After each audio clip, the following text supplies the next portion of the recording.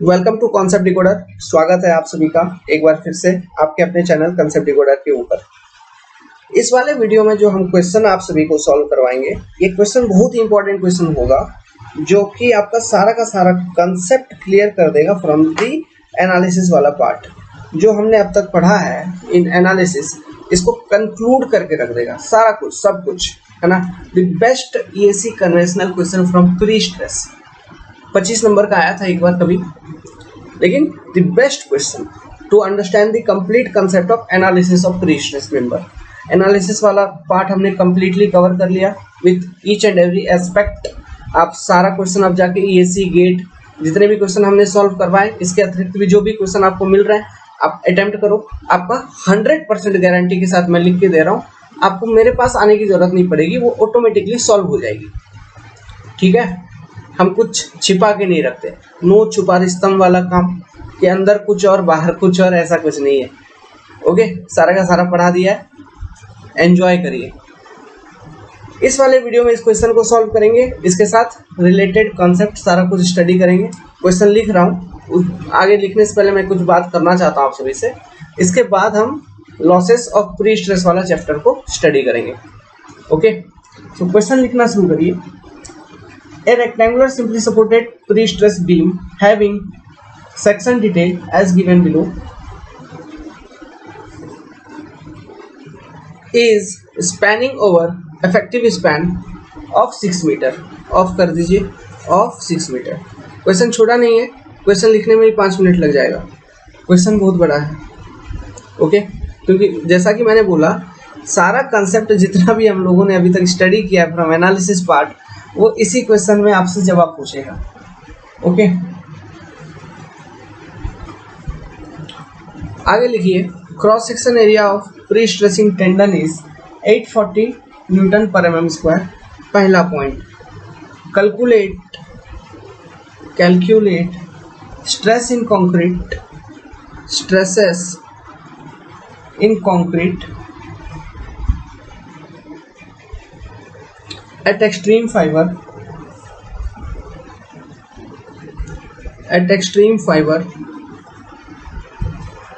due to pre-stressing force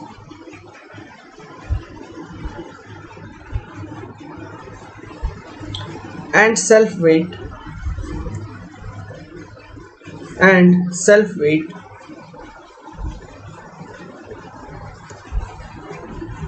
of beam at the mid span।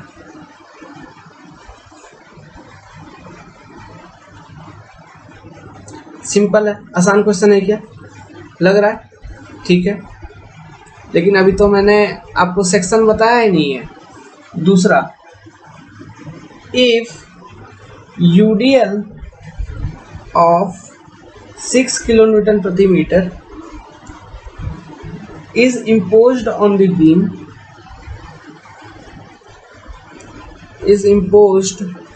beam, then calculate maximum compressive stress at the mid span।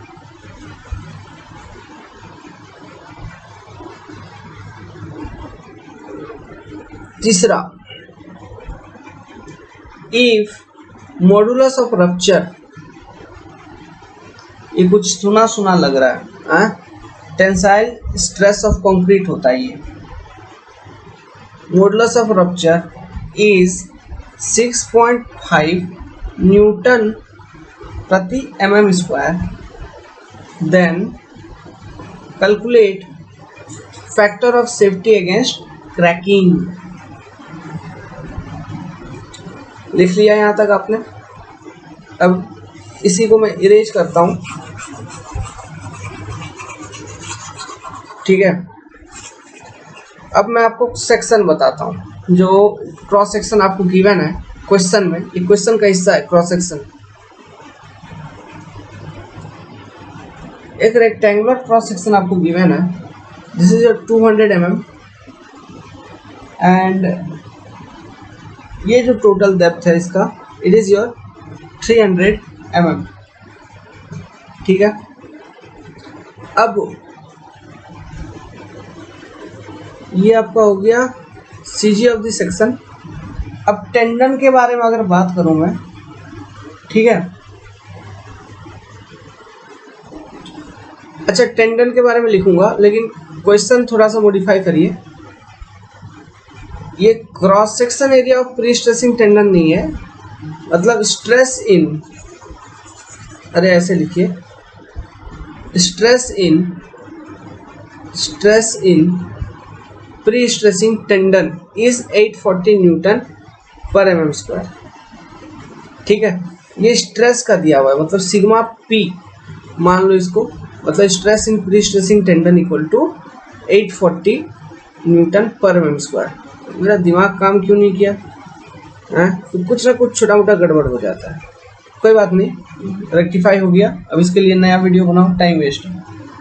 अब tendon जो given है आपको, CG के ऊपर यहाँ पे एक टेंडन गिवन है, फिर सीजी के बिलो यहाँ पर एक टेंडन गिवन है। अब ये जो ऊपर में गिवन है, यहाँ पे 3 टेंडन है टोटल, कुल मिला के इस तरह के 3 टेंडन है, और हर एक टेंडन का डायामीटर जो है 5 mm है, 5 mm डाया टेंडन। सीजी के नीचे यहाँ पे कुल मिला के नंबर ऑफ टेंडन 15 है, 15 नंबर ऑफ टेंडन, और हर एक टेंडन का जो डायामीटर है इट इज 5 mm। समझ में आया? अब दूसरा डेटा क्या दिया है यहाँ पे प्रोफाइल में, कि इसके टॉप फाइबर से टेंडन का जो सीजी है इट इज एट 25 mm। फिर सिमिलरली बॉटम वाले के लिए, बॉटम फाइबर से जो टेंडन का सीजी है इट इज एट 65 mm। समझ गए? या फिर टेंडन लेवल का CG, okay, it is at 65 mm। ये सारा हो गया। अब आपको क्या निकालना है? टॉप स्ट्रेसेस को कैलकुलेट करना है, क्रैकिंग मतलब factor of safety against cracking calculate करना है, ओके। मतलब जो भी क्वेश्चन में डेटा गिवन है, क्वेश्चन को सॉल्व कर लीजिए। तो ये बेसिक क्वेश्चन है, पूरा का पूरा सारा का सारा कॉन्सेप्ट आपका क्लियर करवा देगा, ओके। ठीक है, तो चलिए अब इसका कैलकुलेशन हम स्टार्ट करते हैं। तो स्टार्ट कैलकुलेशन करेंगे तो सबसे पहले हम प्री स्ट्रेसिंग फोर्स कहां पर कितना है इस चीज को कैलकुलेट कर लेते हैं बाबू लोग। तो इसको कैसे कैलकुलेट करेंगे? तो देखो, ये आपका सीजी वाला लाइन है, ठीक है। अब मैं ये मान के चल रहा हूं, मान के क्या चलूंगा, यहाँ पे दिख रहा है आपको, मैं बेवकूफ नहीं बना सकता। लेट्स सपोज ऊपर में जो टेंडन है ना, उसमें जो कुल मिला के प्री स्ट्रेसिंग फोर्स है इसका मैग्नीट्यूड है P1। नीचे में जो टेंडन है उसमें कुल मिला के जो प्री स्ट्रेसिंग फोर्स है इसका मैग्नीट्यूड है P2। क्लियर है? तो ये P1 P2 का मैग्नीट्यूड हम कैसे कैलकुलेट करेंगे? क्वेश्चन में जो डेटा दिया हुआ है आप लोगों को, वो कौन सा डेटा दिया हुआ है? द प्री स्ट्रेसिंग स्ट्रेस दिया हुआ है ना, मतलब एक टेंडन में कितना स्ट्रेस होगा, सिग्मा पी, इसका वैल्यू दिया हुआ है 840 न्यूटन पर mm स्क्वायर। ये दिया है क्या? ठीक है, अगर ये दिया है तो मैं P1 P2 कैसे निकाल लूंगा? देखो, मतलब एक टेंडन में जो स्ट्रेस है, prestressing stress, it is 840 newton per mm square. So P1 equal to, okay, number of tendon into cross section area of one tendon into stress in a tendon. तो number of tendon 3 है ऊपर में। देखो यार, मैं कुछ नहीं करूंगा, सवाल ही ऐसा पूछा है, ऊपर 3 टेंडन है 5 mm डायामीटर का। तो एक टेंडन में स्ट्रेस यदि 840, तो कुल मिला के 3 टेंडन में स्ट्रेस कितना होगा? तो 3 गुना π/4 इंटू 5 का स्क्वायर, ठीक है, इंटू 840 न्यूटन प्रति mm स्क्वायर। ठीक है, तो ये एरिया हो गया इधर mm स्क्वायर में, ओके, ये mm स्क्वायर कट जाएगा तो आंसर निकल जाएगी न्यूटन में। कितना निकला? तो ये वैल्यू आपको निकल जाएगी 49480.084 न्यूटन, इतना निकल गया। सिमिलरली हम P2 का कैलकुलेशन कर लेंगे। तो P2 कितना है? नीचे टोटल 15 टेंडन है, 15 टेंडन इंटू π/4 गुना सेम डायमीटर 5 का square Guna stress in one tendon 840। तो इसका वैल्यू कितना होगा? मतलब इसी का 5 गुना, तो 247,400.42 न्यूटन, इतना का टोटल स्ट्रेस है P2, ओके। अब देखो, तो अब जो आपका क्रॉस सेक्शन निकला है ना, क्रॉस सेक्शन में कुछ ऐसा दिख रहा है, ये आपका CG, ठीक है, ये आपका CG है, CG वाला लाइन। यहाँ पे आपका P1 प्री स्ट्रेसिंग फोर्स लग रहा है, यहाँ पे P2 प्री स्ट्रेसिंग फोर्स लग रहा है। अभी तो ये एक्सेंट्रिसिटी का जो वैल्यू होगा from CG, let's suppose it is E1, it is E2, तो ये E1 E2 भी हम निकाल लेंगे। तो ये E1 E2 का वैल्यू कैसे होगा, सो कैसे हमको देखना होगा, इस क्रॉस सेक्शन पे देखेंगे। तो देखिए E1 का जो वैल्यू होगा वो होगा आपका 150 माइनस 25, ये हो जाएगा आपका 125, है ना, 125 mm। सिमिलरली जो E2 का वैल्यू होगा, ओके, इसका वैल्यू कितना होगा, ये वाला वैल्यू सेम 150 माइनस 65, तो ये वैल्यू हो जाएगा आपका 85 mm। ओके, तो यहाँ पे हम दिखा देंगे कि ये हो गया आपका 125 mm और ये हो गया 85 mm। तो क्रॉस सेक्शन के ऊपर प्री स्ट्रेसिंग फोर्स का लेखा जोखा हो गया, एक्सेंट्रिसिटी भी आपने सब कुछ निकाल लिया।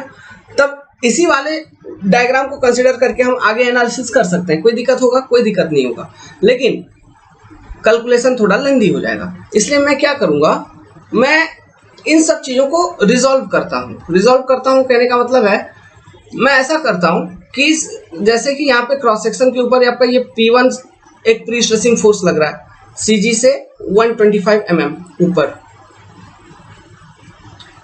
देखना मैं क्या बोलना क्या चाह रहा हूँ, 125 mm ऊपर, ठीक है, और एक प्री स्ट्रेसिंग फोर्स लग रहा है P2, ओके, ये CG वाला लाइन है मान लो, विच इज 85 mm यहाँ से, ठीक है, दिस इज योर एक्सेंट्रिसिटी। अब मैं ये चाहता हूं कि मैं रिप्लेस कर दूं इस पूरे एक क्रॉस सेक्शन के ऊपर एक net pre stressing force P कहीं पर लग रहा होगा, ठीक है, P, और फ्रॉम दिस CG वाला लाइन उसका एक्सेंट्रिसिटी कितना है, E, ये हमको निकाल लेना है, ये P नेट है ना। तो P नेट इक्वल टू कितना हो जाएगा, P net will be equal to nothing, बचा लो P1 plus P2 P net, तो P1 plus P2 will be your P net या फिर total pre stressing force acting on this section. अब इसका कॉमन एक्सेंट्रिसिटी E का value क्या होगा, कैसे निकालोगे हम बेवकूफ हैं क्या, हम नहीं है बेवकूफ। तो सिंपल वही कौन सा formula, first area moment theorem, जैसा हम कॉन्सेप्ट यूज करते हैं वही कॉन्सेप्ट को यहाँ पे यूज करेंगे, है ना। तो फर्स्ट एरिया मोमेंट थ्योरम के कॉन्सेप्ट के अकॉर्डिंग हम क्या करेंगे, जैसे कि ये मान लो ये पूरा क्रॉस सेक्शन है, तो ये मैं बॉटम को रेफरेंस मान लेता हूँ, इसका बेस को रेफरेंस मान लेता हूँ।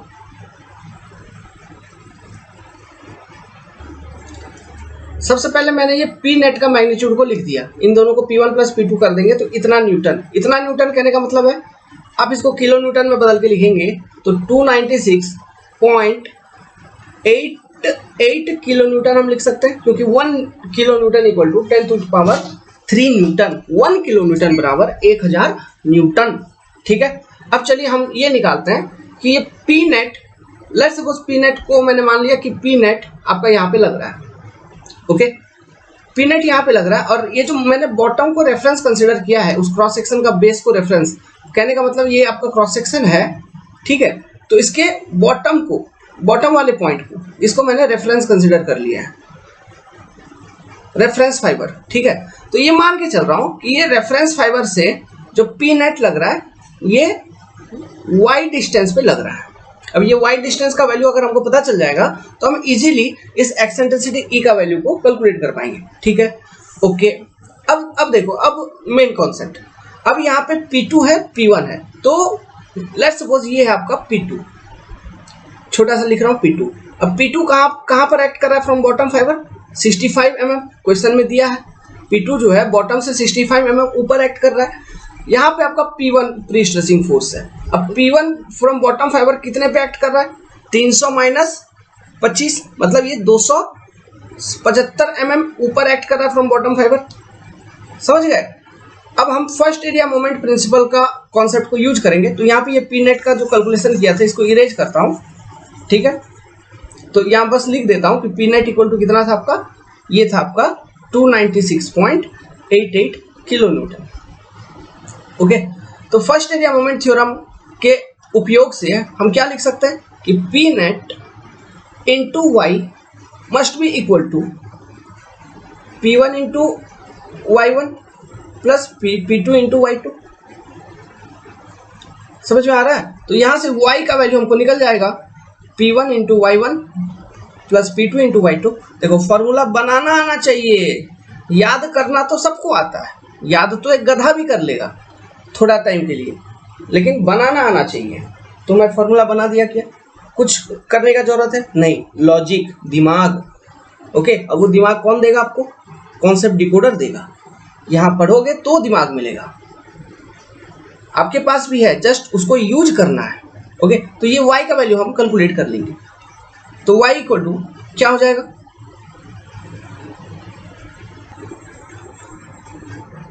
Plus 247,400.42 into 65 divided by 29688.0.5। सो ये y का वैल्यू आप कैलकुलेट करिए, मेरा आ गया समथिंग 99.98 आ गया मेरा। ऐसा मतलब ये अप्रॉक्सीमेटली 100 mm है क्या? ओके, तो हमको ये पता चल गया कि ये जो मेरा क्रॉस सेक्शन है, इस क्रॉस सेक्शन पे एक net compressive pre stressing force P net act कर रहा है ना, और वो एक्ट कर रहा है इस बॉटम से 100 mm ऊपर। ये जो क्रॉस सेक्शन है इसका टोटल ओवरऑल डेप्थ है 300 mm। सो रेक्टेंगुलर है, इसलिए इसका जो CG है, ये लेट सपोज ये CG वाला लाइन ये 150 mm के ऊपर है, 150 mm पे है। So eccentricity to the tendon from CG कितना हो जाएगा? E का value 150 minus 100 which is your 50 mm। समझ गए? सो अगर इसका लाइन डायग्राम यहाँ पे बना के दिखाऊं तो ये आपका CG वाला लाइन है, यहाँ पे आपका ये नेट P नेट लग रहा है, ओके, क्रॉस सेक्शन के ऊपर, and this eccentricity value E का वैल्यू आपने निकाल लिया, दिस इज योर 50 mm। अब देखिए, अब हमने वो P1 P2 इन सब चीजों का झंझट हटा के हमने उसको एक P नेट और E वाले फॉर्म में लेके आ गए। तो अब मेरे को आगे का जो भी एनालिसिस होगा उसको करने में मेरे को मजा आएगा क्या? क्यों? आसान हो जाएगा क्या? समझ गया? अब आसान हो जाएगा। तो चलो आगे का एनालिसिस करते हैं। तो पहला क्वेश्चन, फर्स्ट क्वेश्चन क्या है? Calculate stresses in concrete at extreme fibre due to pre stressing force and self weight of beam at mid span. ठीक है, pre stressing force and self weight के कारण एक्सट्रीम फाइबर पे stresses. तो ये जो बीम है मेरा गिवन है, इसको मैं बना देता हूं ऐसा, सिंपली सपोर्टेड बीम है, ठीक है। स्पैन लेंथ आपका 6 मीटर गिवन है, इफेक्टिव स्पैन 6 मीटर गिवन है। इसका क्रॉस सेक्शनल प्रॉपर्टीज आपको गिवन था, ये कितना गिवन था बच्चा लोग? Cross section 200 into 300 mm। Okay, और हमने इस क्रॉस सेक्शन के ऊपर अभी रिजॉल्व करके ये निकाला कि जो नेट प्री स्ट्रेसिंग फोर्स है वो यहाँ पर लग रही है। कहाँ पर? यहाँ पर लग रही है at some eccentricity E equal to 50 mm पे। ये चीज निकाल लिया। अब मेरे को पूछ रहा है सेंटर पे क्रॉस सेक्शन कोई x कंसिडर कर लो, दैट इज फ्रॉम कोई भी support x equal to 3 metre पर। यहाँ पर ये जो क्रॉस सेक्शन मिलेगा, लेट्स सपोज ये वाला सेक्शन है एट x सेक्शन, यही आपका क्रॉस सेक्शन है। टॉप फाइबर स्ट्रेसेस कितना होगा एंड बॉटम फाइबर स्ट्रेसेस कितना होगा? इससे ज्यादा कुछ पूछ लिया क्या? नहीं, यही पूछा है। तो ये जो top fibre and bottom fibre पूछा है, ये पूछा है due to pre stressing force and dead load. तो हमको सबसे पहले लोड कैलकुलेशन करना होगा, तो डेड लोड को निकालेंगे हम। डेड लोड को निकालने का तरीका जो मैंने आपको बताया था, क्या बताया था? सिंपली क्या करिए, cross section area into unit weight multiply कर दीजिए, unit weight of PCC plane cement concrete, ठीक है। तो cross section area 0.2 into 0.3 into unit weight of plane cement concrete कितना हो गया? 24 किलो न्यूटन प्रति मीटर क्यूब। ये सब क्वेश्चन में दिया नहीं है तो हमको नहीं करना है क्या?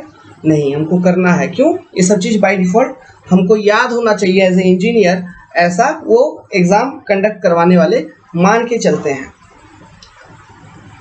तो dead load equal to WD, इस बीम का ये आ गया 1.44 किलो न्यूटन प्रति metre UDL, uniformly distributed load. So अब मेरा उद्देश्य क्या रहेगा? Moment due to dead load को कैलकुलेट करना। तो moment due to dead load को कैलकुलेट करना, मिड स्पैन पे हमको निकालना है स्ट्रेसेस, तो मिड स्पैन पे निकालेंगे।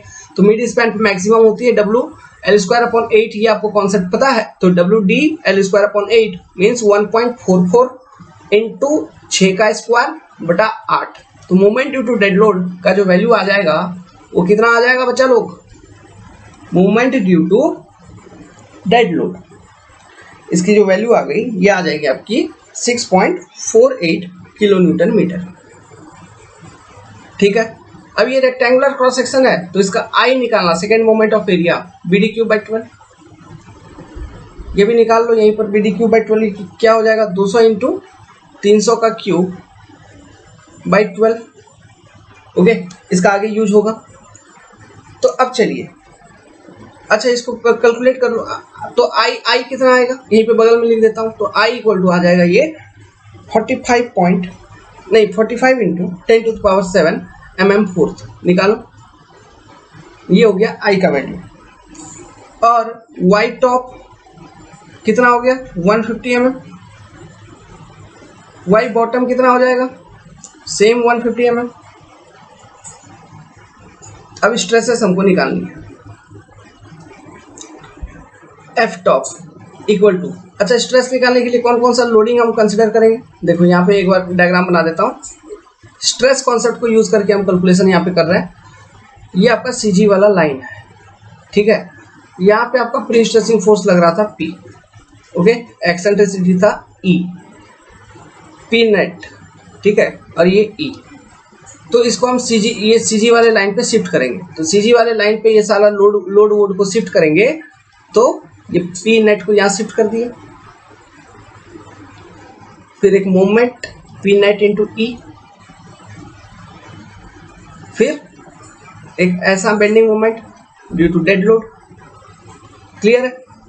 अब इन सारे लोडिंग के लिए यहाँ पे एफ टॉप एंड इधर एफ बॉटम आपको बताना है, तो ये एफ टॉप इक्वल टू क्या होगा, P net by cross section area A minus P net into E divided by I into Y top plus moment due to dead load by I into Y top. समझ गया? होएगा? तो अब इन सब चीजों का वैल्यू आपको पता है कि नहीं पता है? यस, हमको इन सब चीजों का वैल्यू पता है, तो हम कैलकुलेट करेंगे कि नहीं करेंगे? करेंगे। Yes, I will do it. तो चलिए, पी नेट का value 296.88 into 10 to the power 3 लिख देता हूँ, डिवाइडेड बाय 200 गुना 300 minus 296.88 into 10 to the power 3 into 50 divided by 45 into 10 to the power 7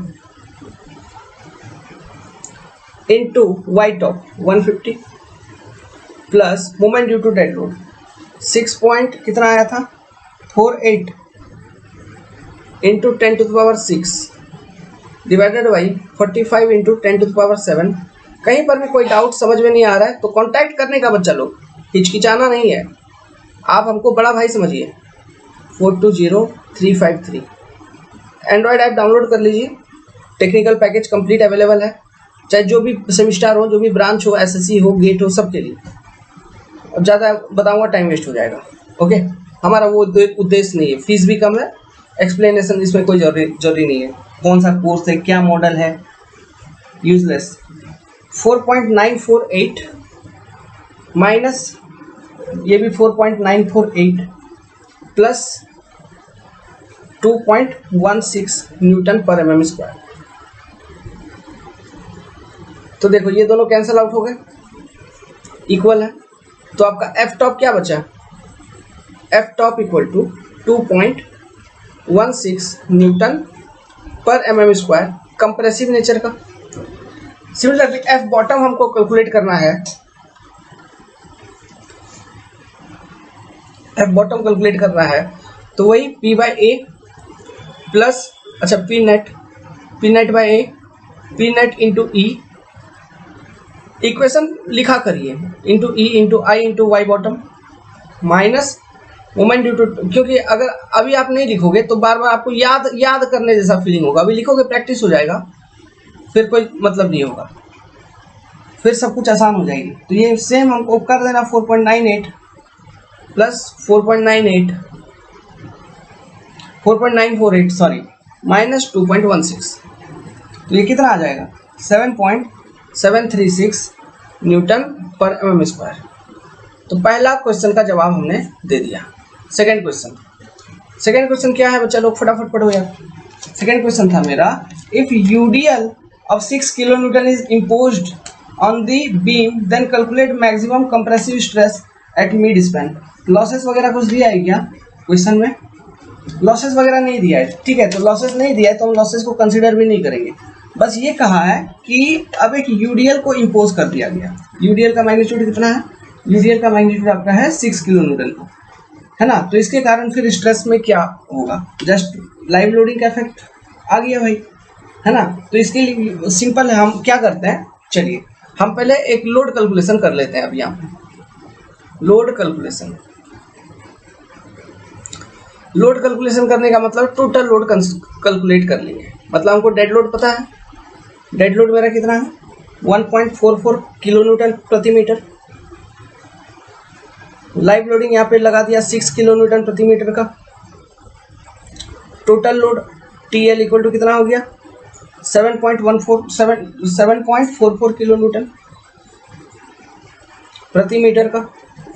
okay, तो simply supported beam, okay simply supported beam, तो moment due to dead load plus live load क्या हो जाएगा,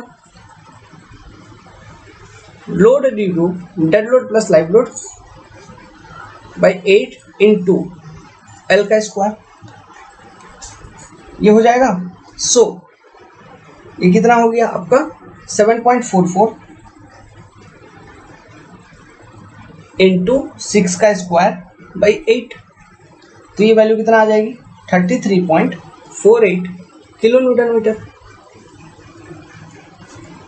okay, अब बाकी का calculation same, अभी जो फॉर्मूला लिखा है F top and F bottom का, उसमें अब कोई परिवर्तन नहीं होगा। बस ये मोमेंट ड्यू टू यहाँ पे डेड लोड जो लिखे थे इसके जगह पे यहाँ पे moment due to dead load plus live load आ जाएगी।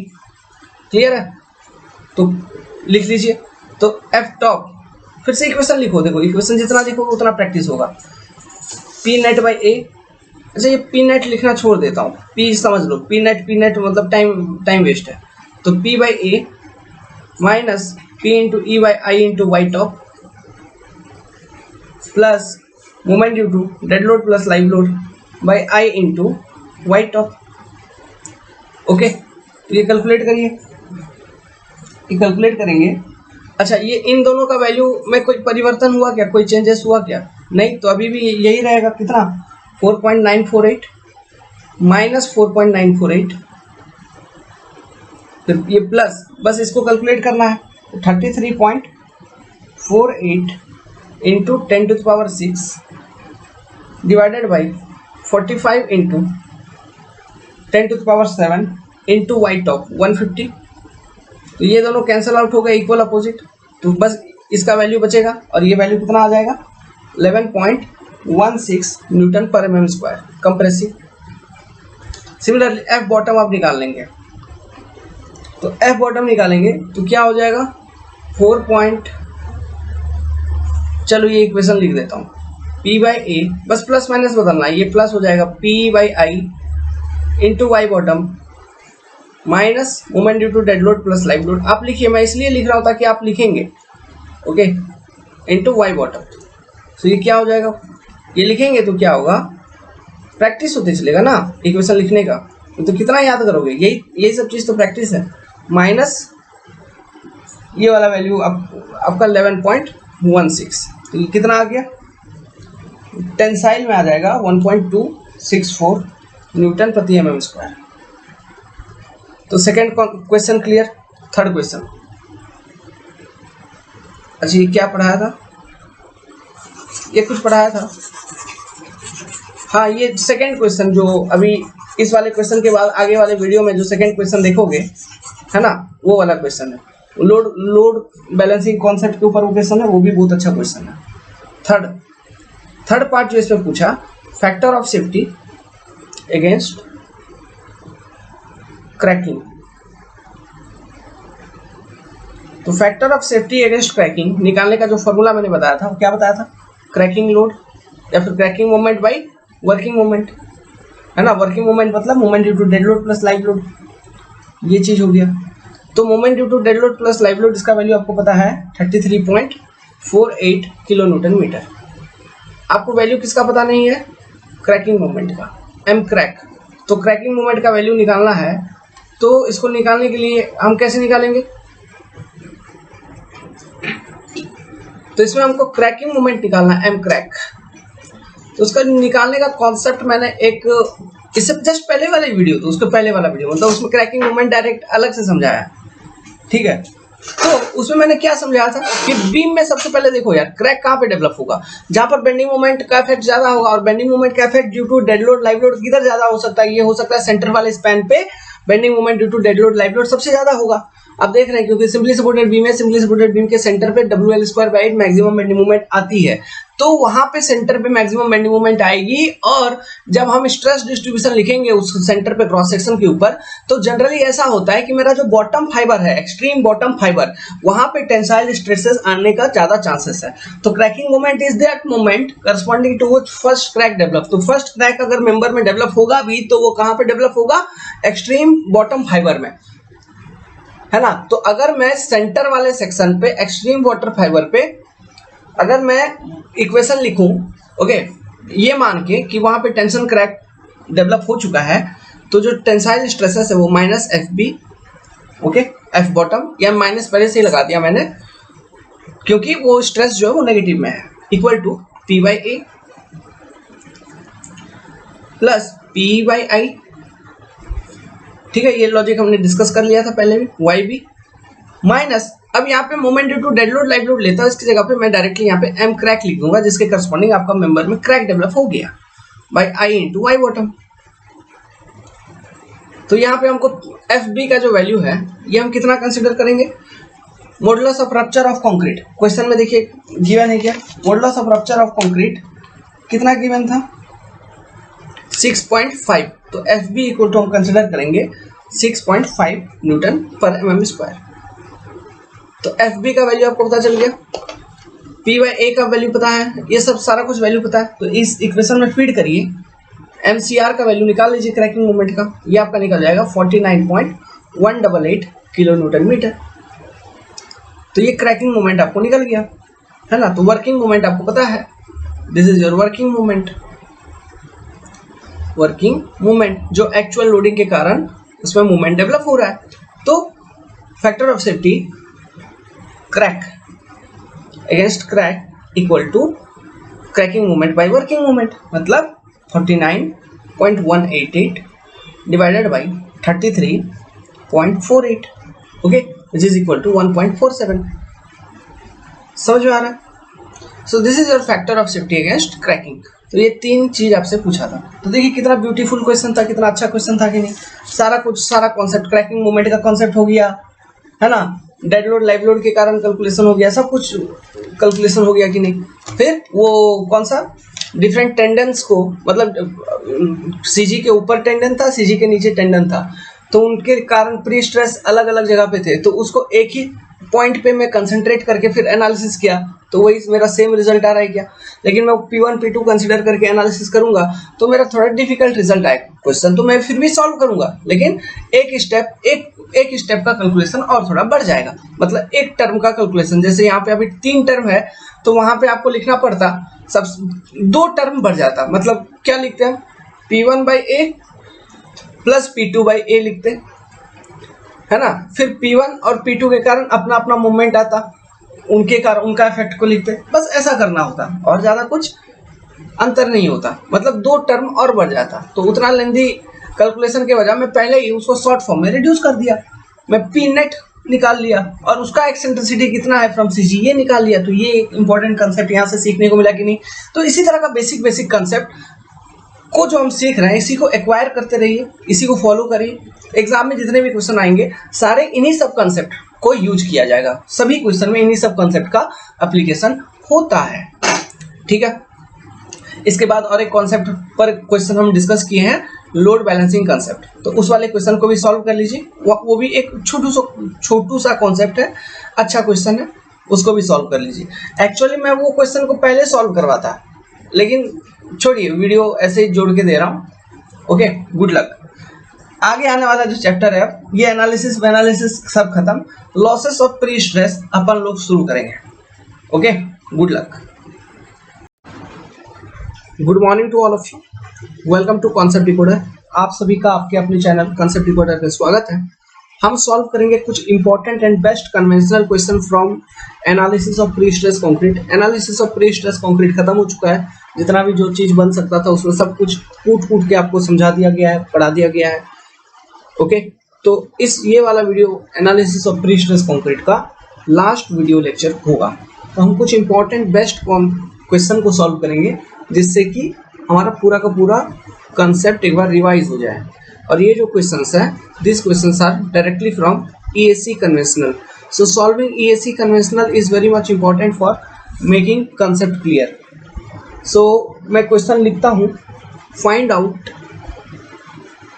ये जो क्वेश्चन है लोड बैलेंसिंग कॉन्सेप्ट का क्वेश्चन है। लिखिए, find out the profile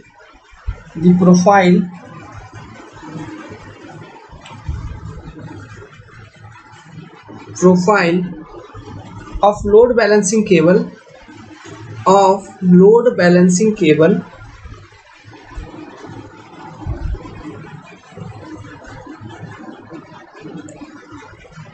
for simply supported beam। मैं लिख देता हूं क्वेश्चन को,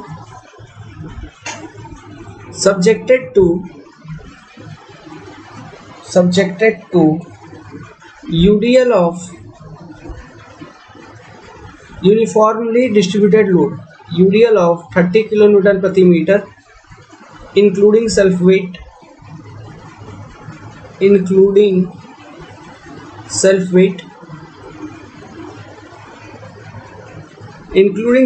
कहने का क्या मतलब हुआ, ये जो बीम के ऊपर जो भी UDL है ना, जो लोडिंग गिवन है वो है W dead load plus live load, और इसकी मैग्नीट्यूड है 30 किलो न्यूटन प्रति मीटर। मतलब आपको डेड लोड को कैलकुलेट करने की आवश्यकता नहीं है। ओके, नेक्स्ट आगे क्वेश्चन में दिया हुआ है इफेक्टिव स्पैन जो है, it is your 8 metre. Section rectangular section है ऑफ डिमेंशन 300 इंटू 600 mm। ठीक है, प्री स्ट्रेसिंग फोर्स की जो मैग्नीट्यूड है,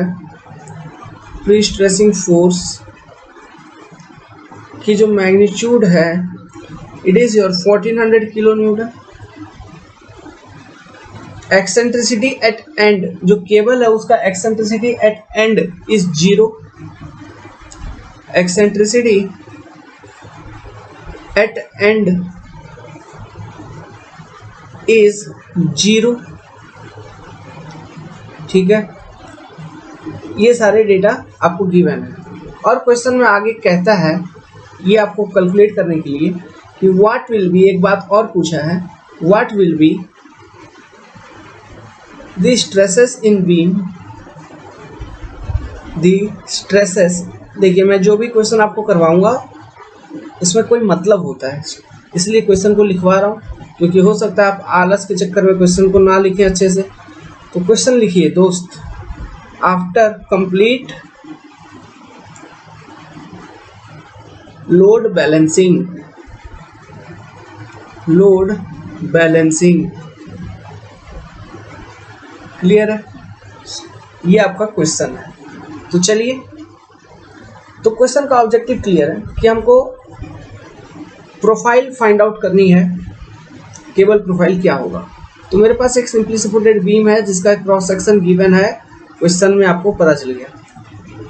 इस सिंपली सपोर्टेड बीम पर एक यूनिफॉर्मली डिस्ट्रीब्यूटेड लोड लगा है, जिसकी मैग्नीट्यूड है WD plus L which is equal to 30 kilo newton per metre.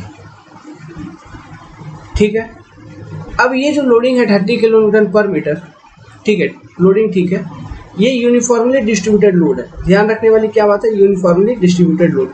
ये जो डॉटेड लाइन मैंने बनाया, ये क्या बनाया, ये मेरा जो क्रॉस सेक्शन है, ठीक है, क्रॉस सेक्शन के सीजी से पास करता हुआ पूरे स्पैन में एक लाइन, ये मेरा डॉटेड लाइन है।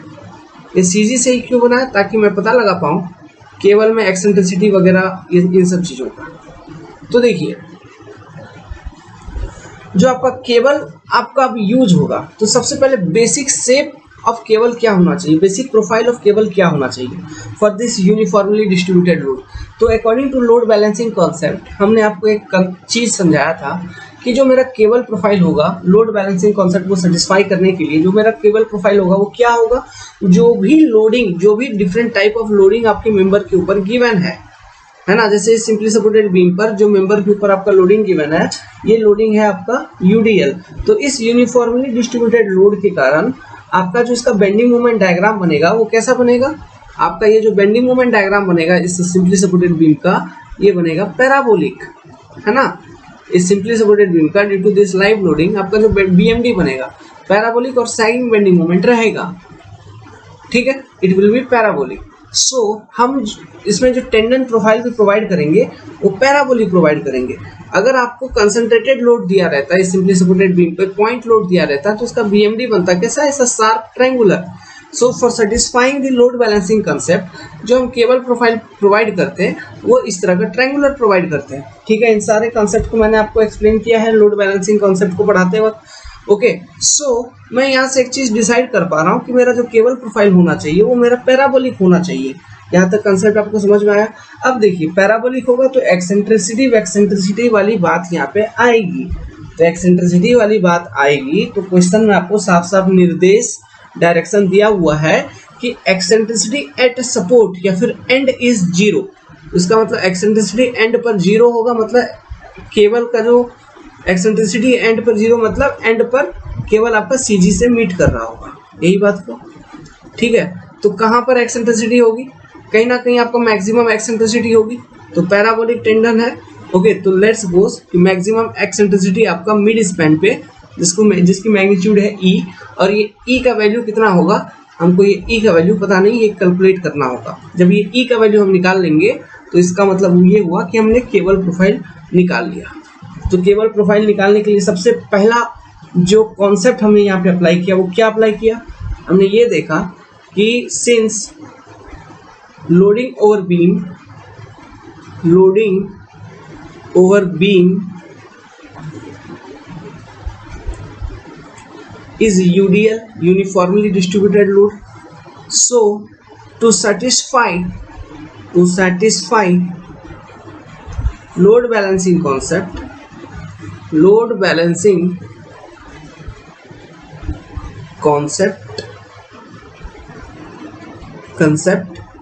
the cable profile must be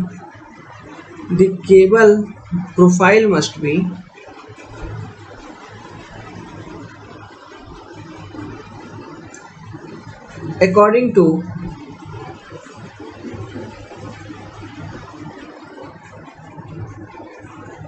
shape of BMD produced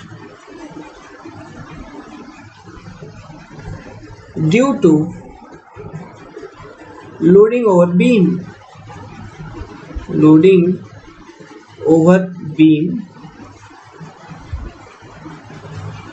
In this case it will be parabolic। और कुछ लिखने की आवश्यकता है, अपने आप में सारा सब कुछ लिखवा दिया, क्लियर है। It will be parabolic. देखिए, चीजों को अच्छे से पढ़ना ही इंपॉर्टेंट होती है, एक बार पढ़िए बार बार पढ़ने की जरूरत नहीं पड़ेगी। तो कॉन्सेप्ट के साथ इसको हमने लिखा। अब मेरे को क्या निकालना है, तो अब मेरे को ये एक्सेंट्रिसिटी ई का वैल्यू हमको कैलकुलेट करना है, प्रोफाइल को डिसाइड करना है, तो ये एक्सेंट्रिसिटी ई का वैल्यू हमको कैलकुलेट करना है। अब इस ई का वैल्यू कैसे हम कैलकुलेट करेंगे, तो इसको निकालना भी बहुत आसान है। अब हम क्या करते हैं, इक्विवेलेंट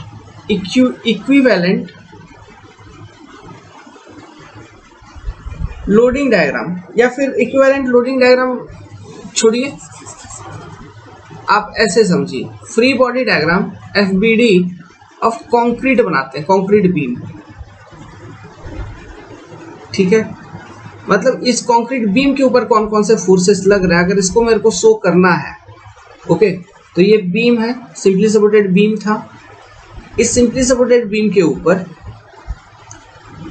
आपका सबसे पहले एक UDL लग रहा था due to dead load and live load, WD+L 30 kilo newton per metre का।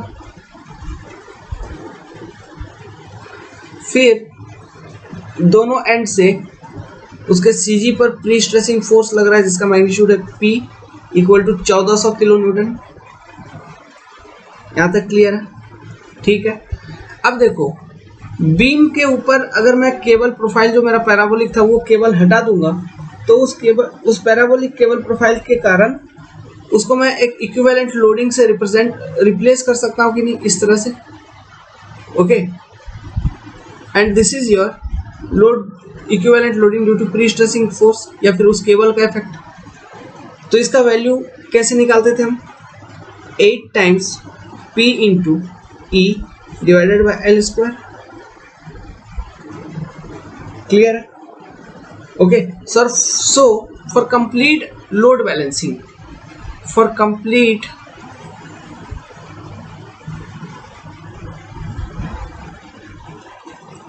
Load balancing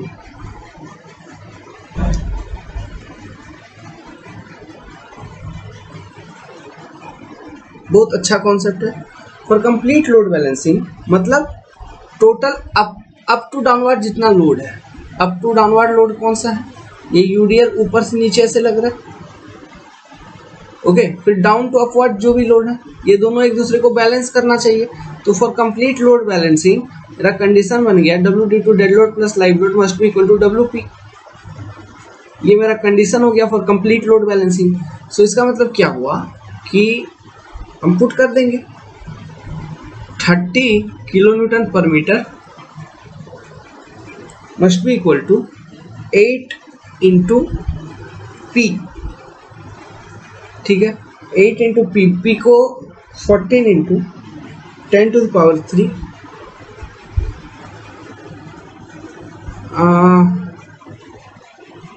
again 10 to the power 3 into, इसको न्यूटन में कन्वर्ट कर देते हैं, ठीक है। जस्ट नहीं 14 into 10 to the power 1400 into 10 to the power 3 होगा ना, 1400। मैं भी कहाँ चला गया था, सुबह नहीं, ये वीडियो मैं सुबह के 3 बजे बना रहा हूँ, अपलोड सुबह कर रहा हूँ, वो अलग चीज़ है। इतना डिवाइडेड बाई इफेक्टिव स्पैन, वो कितना था 8 मीटर, उसको mm में कन्वर्ट कर लेते हैं। 8 इंटू 10 टू द पावर 3 का स्क्वायर इंटू E, यहाँ पे देखो 30 किलो न्यूटन है, तो इसको हम कन्वर्ट कर लेंगे किसमें, किलो न्यूटन, न्यूटन mm में। मतलब 30 into 10 to the power 3 newton divided by metre को mm में हमको लिखना है, ठीक है। तो मीटर को mm में लिखना है तो हमको क्या करना होगा, 10 टू द पावर 3 इतना mm। तो ये इधर भी mm कर दो, ये तो यहाँ से कैलकुलेट करेंगे तो E का वैल्यू मेरे को mm में आ जाएगा। तो E का वैल्यू कैलकुलेट करेंगे तो ये वैल्यू मेरे को आ जाएगा 171.4 mm, ठीक है। सो बात स्टेटमेंट को ध्यान से सुनिएगा। स्टेटमेंट क्या निकला कि फॉर कंप्लीट लोड बैलेंसिंग आपका E का वैल्यू आपने अभी कैलकुलेट कर लिया, किसके corresponding, for complete load balancing. कहाँ गया मेरा वो, जस्ट ए मिनट, हाँ। तो फॉर कंप्लीट लोड बैलेंसिंग मेरा E का वैल्यू कितना आ गया, 171.4 mm, समझ गए। तो ये आपका केबल प्रोफाइल आपने बना दिया। अब आप देखिए, टाइम देखिए 2:43, ओके। अब आपको क्वेश्चन में क्या पूछा है, क्वेश्चन में पूछा है कि if complete load balancing is satisfied then what is the stress value at any cross section. तो देखो, लोड बैलेंसिंग कॉन्सेप्ट से स्ट्रेस निकाल लेंगे हम सिंपली, लेकिन अब देखना यहाँ पे कंप्लीट लोड बैलेंसिंग आपका सेटिस्फाई हो गया मतलब ऊपर से जितना लोड है उतना ही लोड नीचे से ऊपर है। मतलब ये वाला यूडीएल ऊपर वाला और नीचे वाला यूडीएल एक दूसरे को कैंसल आउट कर दिया, कट कट, तो ये कैंसल आउट हो गया। तो मेंबर के ऊपर देखो जो फोर्स लगेगा वो केवल प्री स्ट्रेसिंग फोर्स का इफेक्ट है ना, और वो भी क्या एट एनी सेक्शन। अगर मैं स्ट्रेस बताऊंगा तो क्या होगा मेरा P/A है ना, चाहे आप यहाँ पे देखो, इधर देखो, इधर देखो, कहीं पर भी देखोगे जो स्ट्रेस का वैल्यू रहेगा वो कितना होगा P/A। क्लियर है? अरे ये क्या हो गया, जस्ट ए मिनट। इस वीडियो को इतना ही बना के मैं एंड कर दूंगा, अगले वाली वीडियो में दूसरा क्वेश्चन बनाऊंगा, ठीक है। So stress value at any section, stress value at any section equal to P/A, समझ में आया?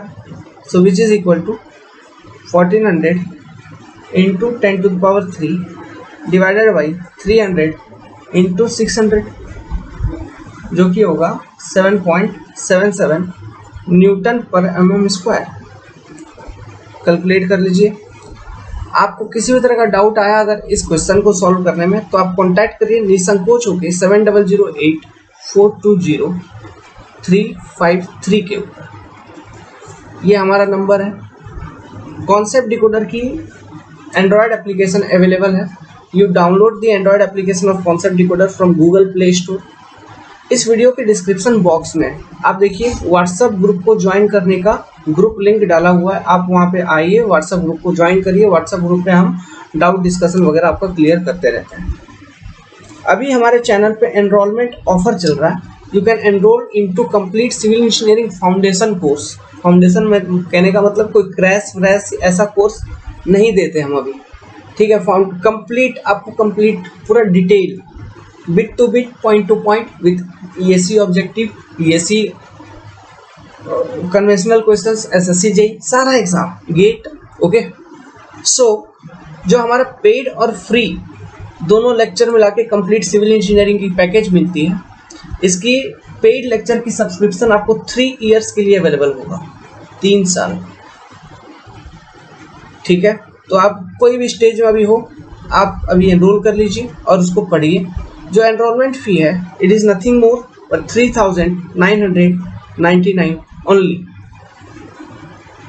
3 ईयर का सब्सक्रिप्शन मिलेगा आपको, एंड्रॉयड एप्लीकेशन के ऊपर ये सारे लेक्चर आपको मिल जाएंगे, ठीक है। तो download the app concept decoder from Google Play Store and for any doubt related to this enrolment या फिर और भी कुछ जानकारी लेना है, सब्जेक्ट रिलेटेड बात करनी है, एग्जाम रिलेटेड बात करनी है, डाउट रिलेटेड बात करनी है, निसंकोच होकर फॉलो करिए। आप अपने आप को नहीं, आप अपने आप को हमारे छोटे भाई के रूप में या बहन के रूप में देख सकते हैं। So good luck, take care. इस वीडियो को एंड कर रहा हूँ क्योंकि थोड़ा कट्टम कुट्टी हो गया, ऐसा वैसा कर दिया ना, इसलिए मूड नहीं हो रहा है। जस्ट अभी तुरंत आ जाएगी अगला वाला वीडियो, या फिर कल सुबह बना दूंगा, तो कल शाम तक आ जाएगी, ठीक है। तो अगला वीडियो का इंतजार करिए, उसमें भी क्या एक क्वेश्चन प्रैक्टिस करवाऊंगा, उसके बाद हम लॉसेस को पढ़ेंगे, ओके। Good luck.